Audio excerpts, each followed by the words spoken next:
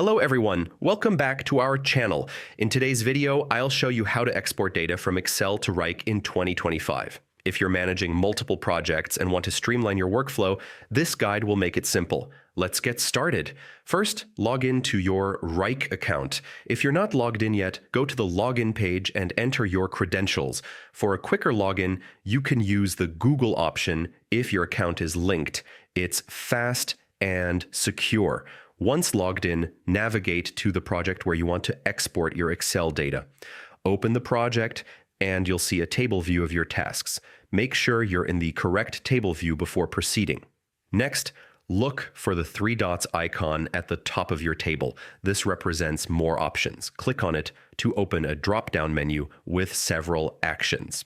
From the menu, select Export this table to Excel. This will start the export process for your selected table data. You may be prompted to confirm the action or choose the Excel file format you prefer. Make your selections and proceed.